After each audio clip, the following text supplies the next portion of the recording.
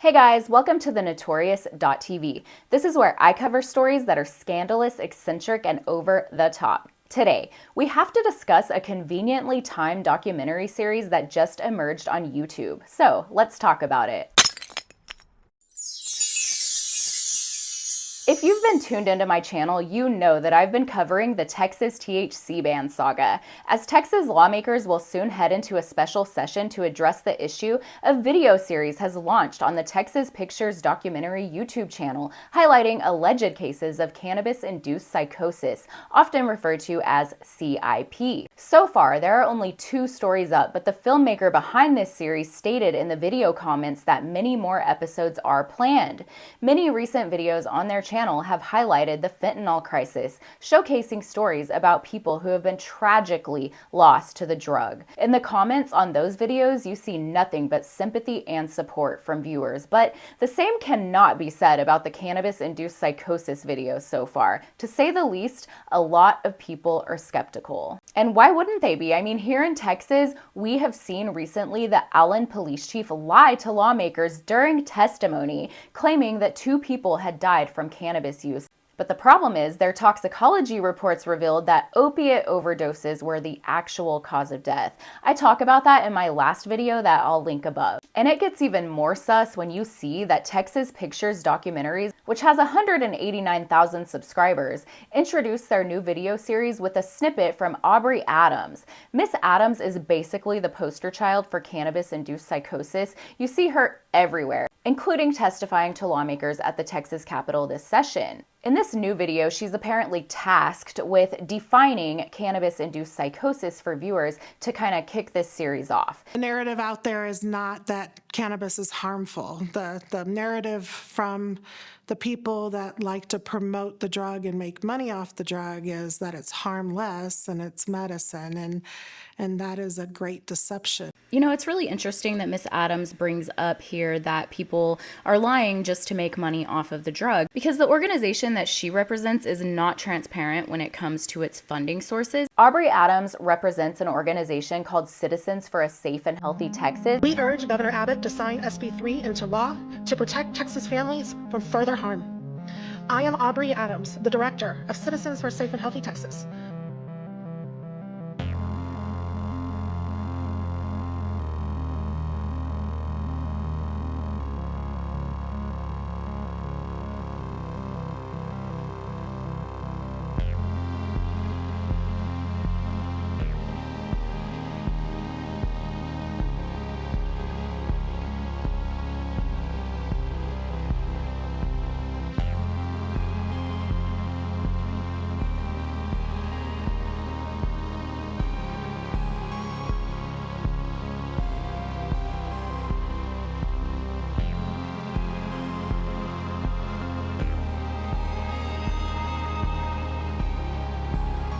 So I'm going to tell you guys why this is important, and I think AI summed it up great. This secrecy raises questions about who is truly funding the organization. If the organization represents the interests of Texas citizens, the lack of transparency about its funding source is seen as concerning.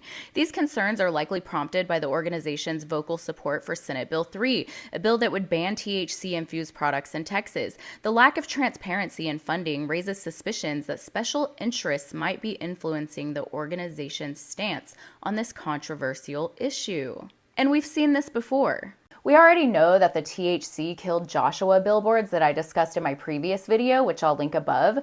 We know that those billboards were funded by the beer distributors of Texas, but for some reason, Citizens for a Safe and Healthy Texas is a 501c3 nonprofit organization that is far from transparent in its funding documents.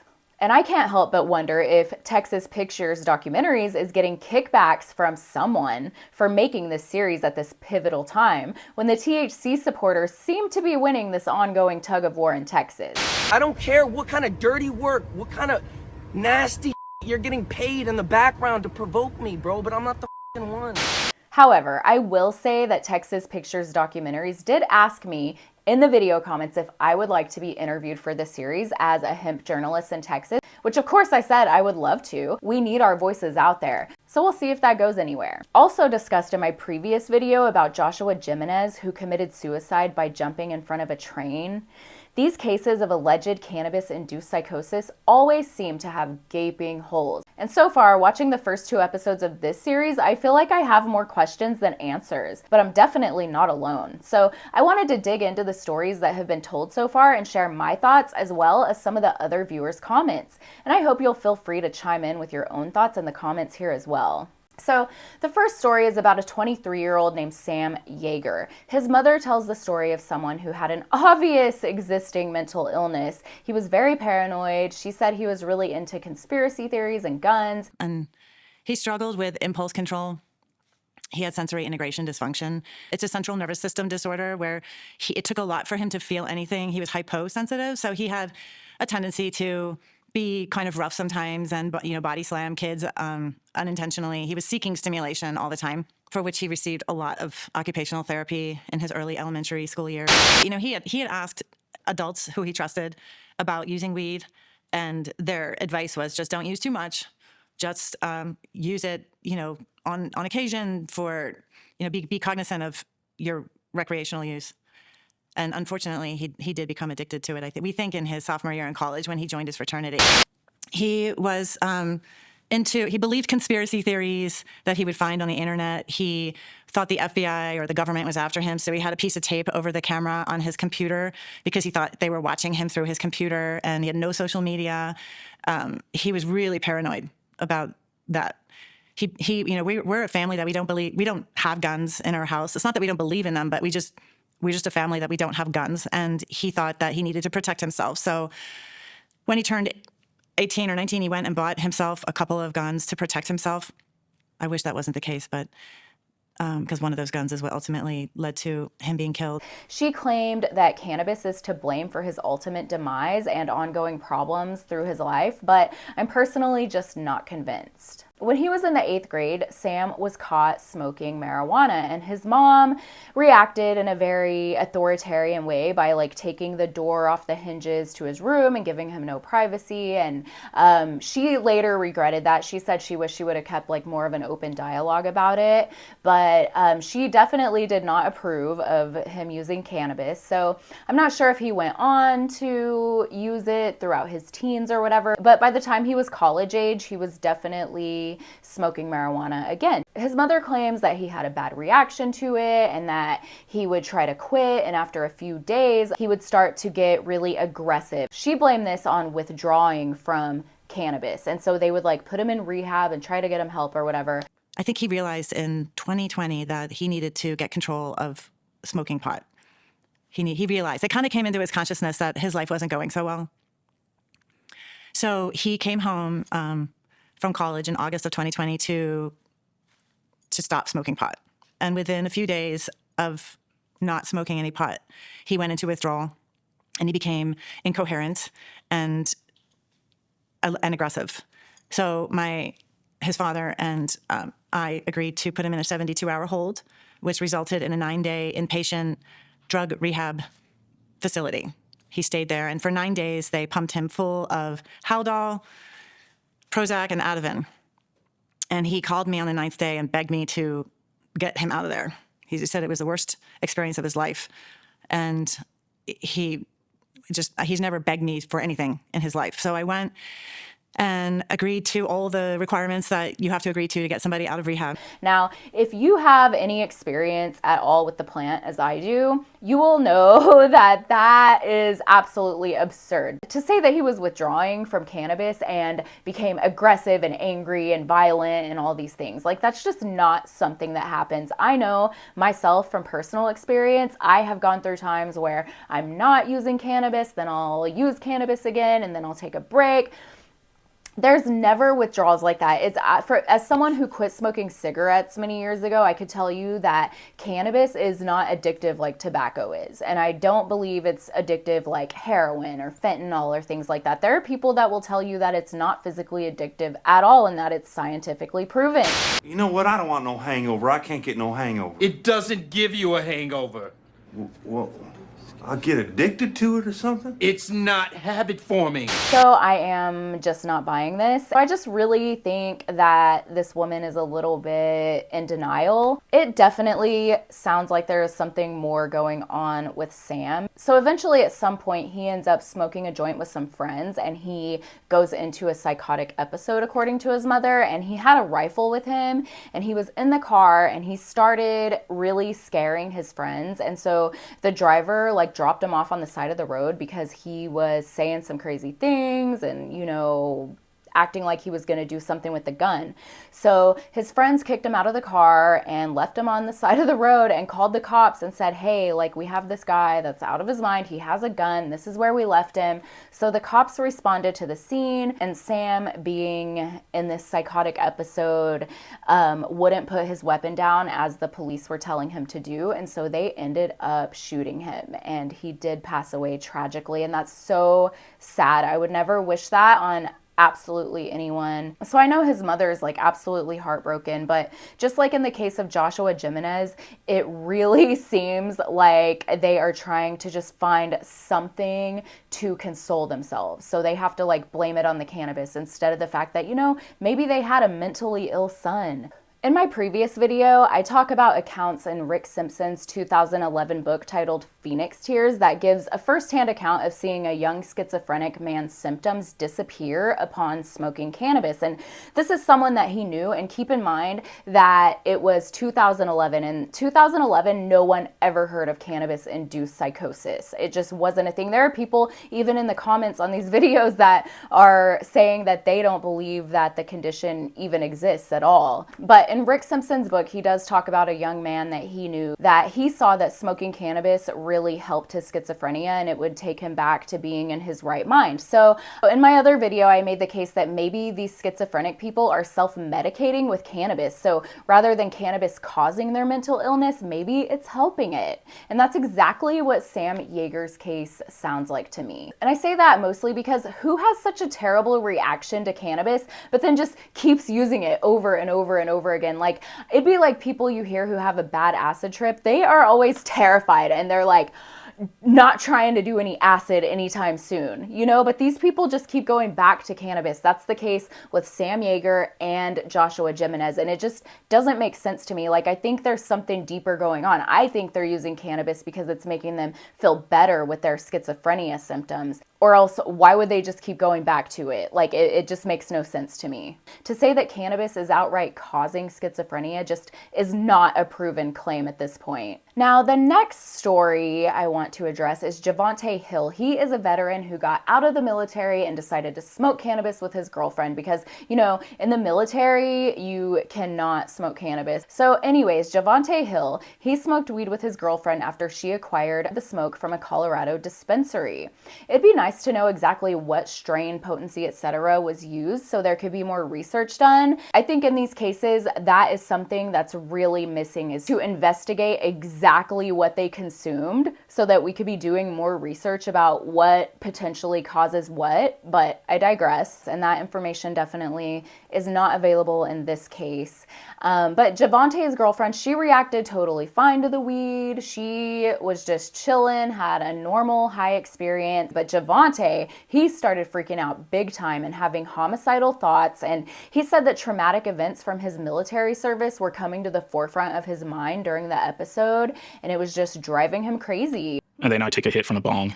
And then the first 5 minutes, it was fine. All of a sudden, I start to get very disoriented. And for my imagination, for whatever reason, especially on marijuana, it was utterly dark, disturbing, and it brought up all of my past experiences to the forefront. I truly thought I was in hell, like the blackest pit of hell. I was reliving all my past experiences, but even the ones when I was on deployment. And, you know, as a corpsman, you know, you see all kinds of, patients and grotesque things. And that was definitely on my, the forefront of my mind. And I was seeing it in the dining room table or in the living room. It's just replaying these things. And he gives vivid details about the experience, even about smelling like a copper smell, like there was blood everywhere. But the part he says he doesn't remember is when he shot his fiance and 2 dogs. And as I said before, as a corpsman, we see a lot of grotesque stuff, and I'm very familiar with the smell of blood. And I just smell it. It's just a copper, just a very, like it's like blood. And then I look at the TV and they're like, you did it. There's nobody left. They're all dead. And I was like, what? And I'm sobbing. And it's like, they're dead. You've killed them all. And I lost it. And I look in the corner and there's this creature almost from like H.P. Lovecraft. It was devouring something. And I could just hear it's like a gnashing of teeth and just bones and whining and crying. And sadly, one of the dogs didn't make it, but the other one and his fiance survived. And his fiance forgave him. I just got a little bit of nerve damage from my wrist and no bones were hit. I was extremely lucky. I remember they said it's a miracle that she's alive and that the bullets hit me the way that they did. And yeah, gosh, it's like over 2 years later. We live together now, and he's formed a relationship with my mom and my sister. It's taken a lot of time. I remember telling everybody, like, this is not him. Like, this is not who he is. You know, that's not the Javonte that I know. Javonte ended up taking a plea deal, and he went through some sort of like veterans program that got him really pretty much like a slap on the wrist. But a lot of people have opinions about that as well, because I mean, when someone hurts another person while they're under the influence of other substances, they get the book thrown at them. What do you guys think about his fiance staying with him? I'm really curious to hear your thoughts on that. So going back to Aubree Adams, she also has an endeavor called Every Brain Matters. And on the website, you see that they are a self-proclaimed trusted educational resource driven by science and real life experiences. But what about all the science that proves the benefits of cannabis? And what about the real life experiences from users of the plant who find great relief from its effects? What I've noticed is that the people in favor of the THC ban feel entitled to sympathy, yet they show absolutely none to the people who benefit greatly from the products that they buy from their local dispensary. And these are legal products in the hemp industry that was legalized through the 2018 Farm Bill. So we're talking about veterans, chronically ill patients, people who have one of the many existing autoimmune diseases not covered under the Texas Medical Cannabis Program, people with anxiety, depression, chronic pain. I've heard it all. I've heard countless stories from people who benefit from hemp products as a journalist. And the truth is that this industry is and has been begging for regulation for years. You know, one person who commented on Sam Yeager's video called out something really interesting that, you know, maybe now we can use technology to figure out who is predisposed to having a bad reaction to cannabis. She said, "Please know that all brains do not process THC the same way. I know this because I have always had an opposite reaction to THC since the 1970s. It makes me paranoid, doesn't relieve pain, and I can't sleep until it wears off. I finally turned to AI and uploaded my genetic profile and asked why my body responds this way. The answer astounded me. I got specific science-based information about my dysregulated chemical reactions. This opposite reaction is not uncommon due to stronger THC and genetic variants. Our brains lack certain receptors or processes and pathways that make these chemicals toxic. So, please, if your loved one struggles with these issues, seek genetic testing and use AI to find the underlying causes. Everybody is different. A proclivity towards addiction plus a toxic reaction to THC due to certain suboptimal genetic variants could help you pinpoint the real root cause. Our hearts are with you." I think this is amazing. I think this insight could really help a lot of people. Something like this is a great alternative to implementing a nanny state.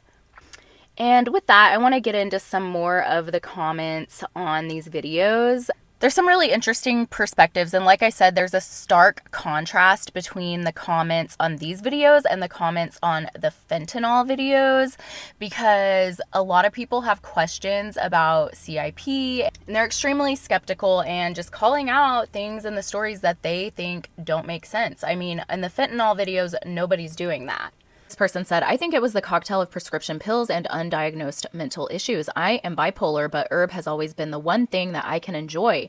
If I'm under a lot of anxiety, I will not use cannabis because it will intensify. Sorry for your loss." And I totally relate to this, because if I'm feeling kind of on edge with anxiety, then I'll take a little breather from cannabis too. The next person said, I'm a psychotherapist and this sounds like he had underlying condition of schizophrenia. I have treated plenty of young men his age with schizophrenia, and marijuana would trigger psychotic breaks and I would have to hospitalize them. I would warn them of the dangers of marijuana having schizophrenia. This story is sad. The police should have someone on the scene to try and de-escalate these types of situations. My prayers go out to this family. And this person said, I have bipolar and schizophrenia, and before I was diagnosed, I tried pot and it made me sick to my stomach and go out of my mind. I never tried again. The cocktail of meds I take do a good job on symptoms. I thank God for my psychological team and case manager. And this is exactly what I was talking about earlier, how, see, this person had a bad reaction with their mental health mixed with marijuana, and so they were like, I will never try it again.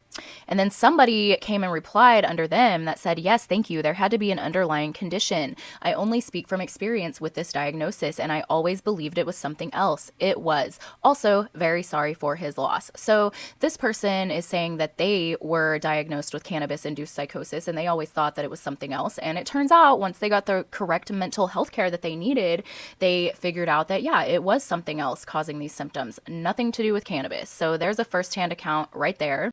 Then someone said, I'm so sorry for your loss. Based on what you shared, his sensory challenges as a child, the hospitalization, and the psychosis in his early 20s, it sounds like there may have been an underlying condition like bipolar disorder. With no treatment, these often show up during times of major stress or transitions, especially in neurodivergent young adults. Cannabis can definitely make things worse in those already vulnerable, but it's rarely the sole cause. Thank you for sharing this story. It really matters and may help others recognize the signs earlier and get and maintain treatment for our family members. My heart is with you and your family. Somebody responded to that saying it's frequently the sole cause and certainly the only factor that could be controlled. It causes way too much psychosis and murder. We had a retired doctor in our area. His son on weed attacked him, killed him, and cut off his head and threw it in a field.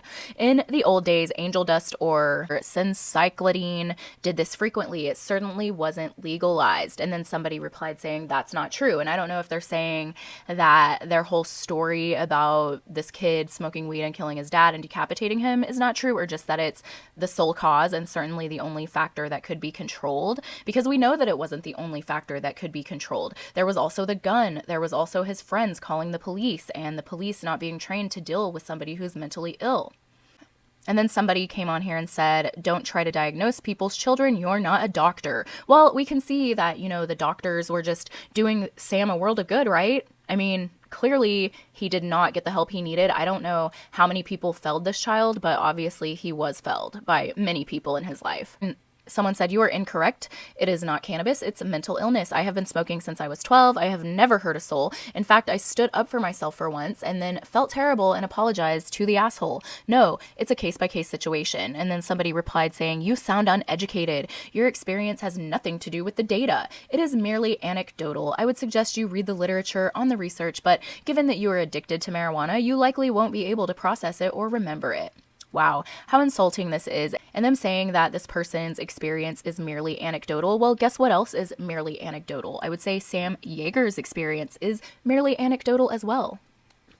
Someone said, so sorry for your loss. Sounds like he had a lot of underlying mental health issues, which was the real issue. Cannabis isn't for everybody. Someone said, imagine listing all those problems that he had previously and still thinking it was the smokes. Exactly. This person said, college is an extremely common time for young men to develop schizophrenia. Not saying the weed had nothing to do with the final break from reality, but I find it odd that nobody is talking about schizophrenia or schizoaffective disorder. And then this person said, underlying mental issues can be exacerbated by pot consumption, but it does not create an issue that isn't already there. And then we have someone saying, and he was having withdrawals from weed. I think he was doing more than the parents knew about. And the next person agreed. That's the first thing I thought once she started talking about the paranoia. Someone said, as someone that uses it therapeutically for anxiety and insomnia, this is so hard for me to wrap my head around this. I'm so sorry for your loss. I think my takeaway is that what's good for some is not always good for others. She continued, there's a lot of factors that go into this. To me, it's something I use to treat medically, and I can and have stopped at any time, but my brain is not the same as others. People have to be more mindful about experimentation. If you have a history of mental illness or you're under a certain age, it's a good choice to stay away. I have 2 kids on opposite ends of the spectrum, and I make sure to talk to them about these things all the time. Even watching these videos with them helps. This person said, very concerning that someone with a history of becoming incoherent and aggressive and needing inpatient psychiatric treatment would be allowed to have guns. Agree that this sounds like schizophrenia. Cannabis is known to increase tendency to schizophrenia in some individuals. Sounds like a wonderful young man. What a terrible loss. So sorry for this family. Someone said, incorrect causal association. You blame cannabis when he was the age that schizophrenia onsets in people. He might have been smoking to try to cope with the beginnings of the symptoms. This person said, marijuana use does not cause withdrawal. This poor kid was suffering with severe mental illness way before he started smoking pot. RIP to this poor kid who couldn't get involuntarily committed for long-term treatment. He did not stand a chance with the lack of policies in place for the mentally ill. This person said, there's a lot of misinfo here from the mom and fear-mongering. I don't blame her, though. She blames it for taking her son. But she expected this to happen, never stepped in and took his firearms. Sounds like he had long-standing mental issues, and using cannabis when you are mentally ill isn't smart on any level, and I bet he wasn't on any meds for those mental illnesses. Why? Why didn't she step in at all?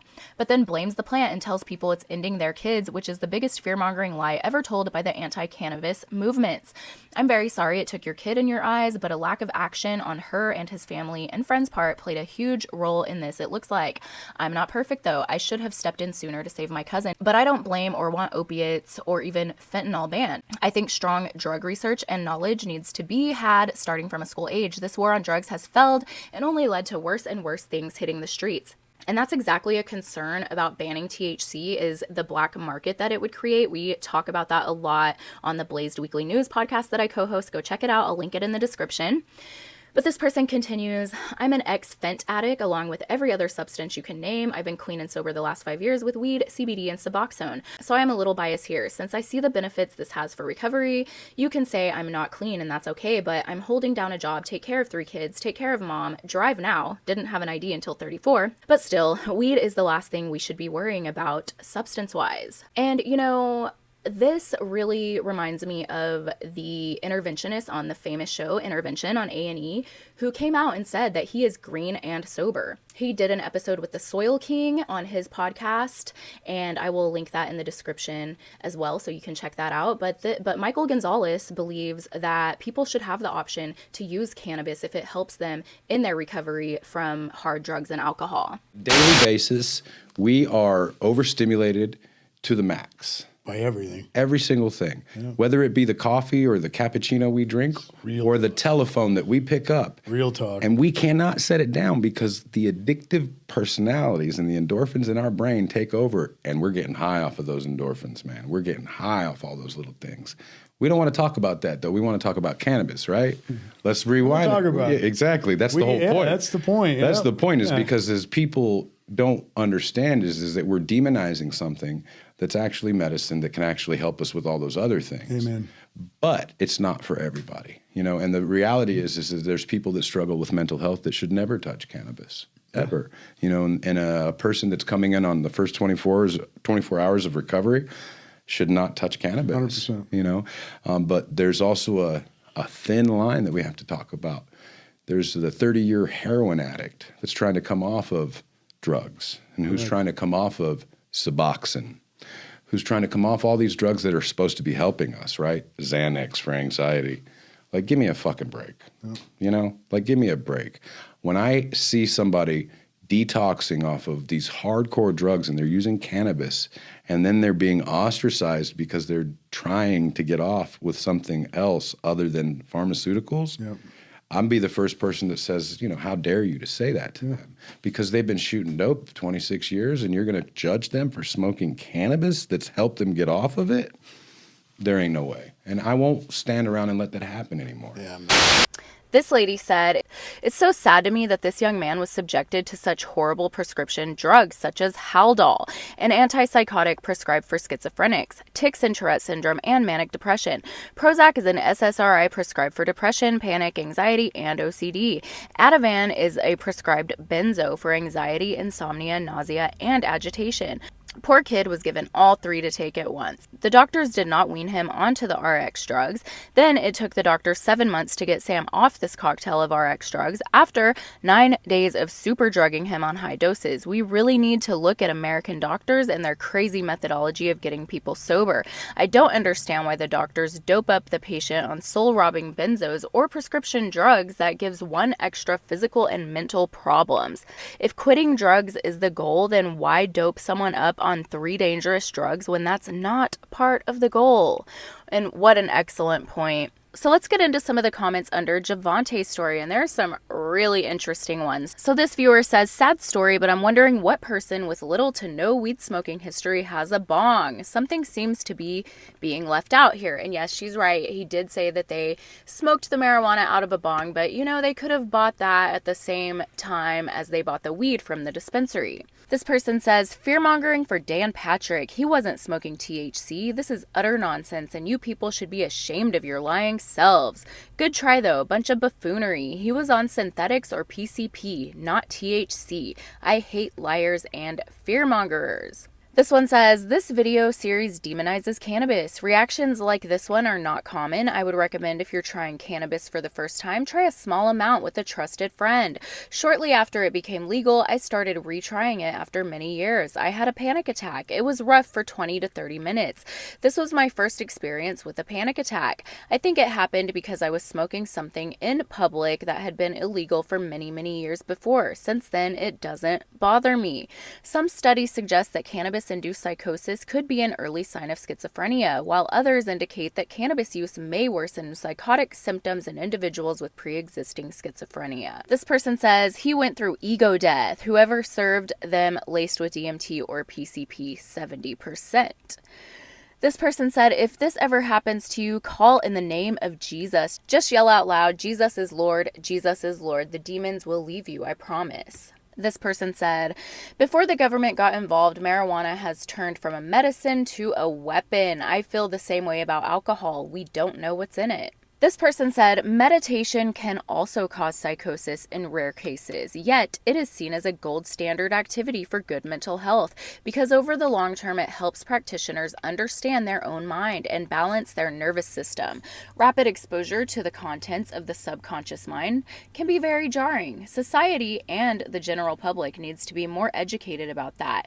I am glad that they made it through this and are recovering. And then someone replied to that, this, not judging as this is a horrible experience, but that was a lot of suppressed trauma to come to the front at once. And then somebody comes on arguing with the original commenter saying, I don't agree that meditation causes psychosis and meditation can't be compared to cannabis because the psychosis effect is caused by a hallucinogen substance that entered the body. And the original poster responded, there may have been multiple contributing factors here, trauma, etc. The documentary doesn't really explore the other possibilities. It just assumes one thing. The reality is that there were likely multiple compounding factors that led to this event and amplified it, including the presence of firearms. Not a mention about that. These comments of the documentary maker also state he had caffeine in his system.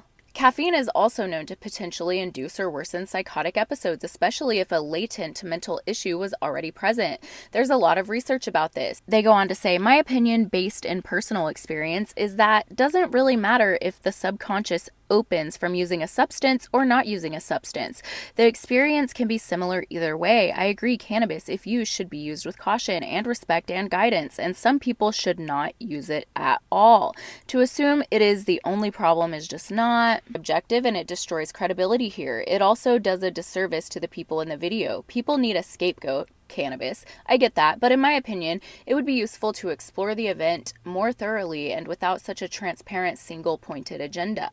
This person said, what she said to the dispatcher was absolutely correct. This man has PTSD, and the THC ignited what was already damaged in this young man's brain. All brains are going to react differently to any substance. Nothing is one size fits all. It's so heartbreaking this was his experience. However, this is an anomaly and should not be represented as the norm.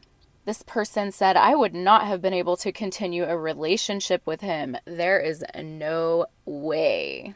And then someone says he was given K2, synthetic weed. And then the documentary maker responds, no, he wasn't. Profoundly stupid comment to make. When everything was over, the location was a crime scene. Everything was tested. Only THC was found in tox reports. Blood evidence. Seriously? Did you think it all before commenting? And this really goes to show the bias of the documentary maker to get so defensive, and they really, you know, rush to like the comments that are in favor of the story, saying, yes, I believe everything, no questions asked, but they're kind of argumentative with some of the people who raise questions.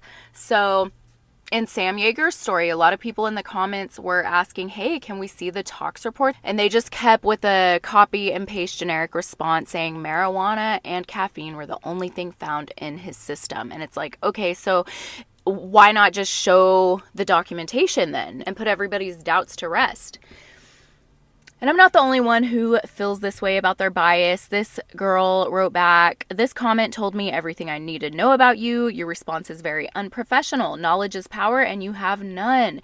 You pay these people to give false testimonies. Do better, have truthful content, and I promise you'll have a major successful platform. I don't know if these people are getting paid to give their testimonies or not. Someone said, the drugs may have thinned the veil into the spirit realm, which he was already infested. I pray he seeks healing and true deliverance. This is not typical, but demonic.